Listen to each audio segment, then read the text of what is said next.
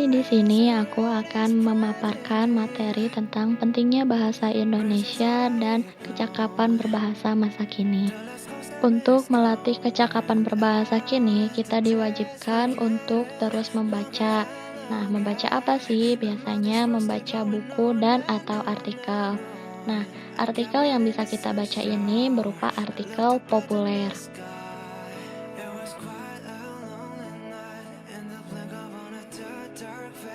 Maksud dari artikel populer di sini adalah sebuah tulisan dari pandangan penulis yang disajikan dengan bahasa yang populer atau bahasa yang ringan sehingga artikel tersebut bisa dipahami oleh masyarakat umum. Ciri-ciri dari artikel ilmiah adalah mudah dipahami, fleksibel, dan diterbitkannya di media massa. Contohnya media massa yaitu seperti website Kompasiana, website detik.com, dan lain-lain. Di dalam tahapan pratulis ada 4 langkah, yaitu yang pertama memilih topik dan tema, yang kedua menentukan judul, yang ketiga mengumpulkan bahan, dan yang keempat membuat outline. Kita bahas yang pertama dulu ya. Untuk langkah yang pertama yaitu memilih topik dan tema. Maksudnya di sini penulis harus menentukan dulu, pilih dulu topik atau tema yang akan ia upload itu seperti apa dalam artikel populer. Contohnya penulis ingin menerbitkan topik sebuah masakan dan temanya itu seperti apa? Temanya apakah berupa resep atau temanya itu berupa gizi dari makanan atau dari hal-hal yang lainnya itu bisa. Langkah kedua yaitu menentukan judul. Jika penulis sudah menentukan memilih topik dan tema yang akan ia buat dalam artikel populer, penulis harus menentukan judul, dan judulnya juga harus selaras dengan tema dan topik yang ia pilih.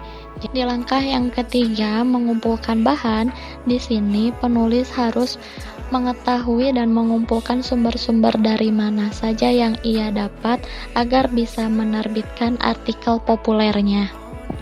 Lalu untuk langkah yang terakhir yaitu membuat outline. Maksud dari membuat outline di sini adalah sebuah gagasan utama untuk artikel populer tersebut.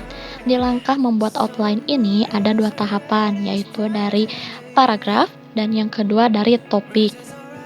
Maksud dari per paragraf di sini adalah penulis membuat gagasan utamanya itu sesuai paragraf. Misalkan di paragraf yang pertama gagasan utamanya tentang apa, lalu lanjut yang kedua paragraf kedua gagasan utamanya juga tentang apa.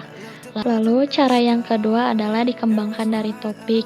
Cara yang kedua ini penulis bisa memilih dahulu topik yang ia inginkan atau bisa berasal dari topik dari langkah yang pertama, lalu akhirnya bisa dikembangkan menjadi paragraf-paragraf. Setelah tahapan yang pertama sudah selesai, lanjut ke tahapan kedua yaitu pembuatan. Selanjutnya, lanjut masuk ke dalam tahapan yang ketiga dan keempat yaitu revisi dan penyuntingan. Di dalam tahapan revisi, penulis harus memperhatikan makna dan konteks yang dimaksud dalam artikel populer agar bisa sampai kepada audiens. Di dalam penyuntingan, penulis di sini harus memperhatikan ejaan, tata bahasa, dan gaya penulisan yang sesuai. Jika semua tahapan sudah terpenuhi dengan baik, yang selanjutnya yang terakhir yaitu publikasi. Penulis bisa mempublikasikan artikel populernya lewat website, yaitu contohnya seperti Kompasiana. Kesimpulan dari materi artikel populer ini adalah artikel populer menggunakan bahasa yang ringan, yang umum, sehingga bisa dipahami oleh masyarakat luas atau masyarakat umum saja. Sedangkan artikel ilmiah hanya bisa dibaca, dipahami oleh orang-orang tertentu seperti dosen, profesor, dan para ahli.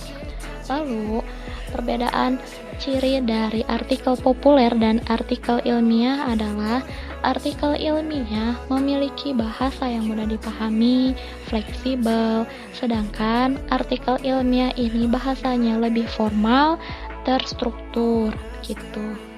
Sekian dari materi yang bisa saya sampaikan. Mohon maaf jika masih ada kesalahan. See you next time.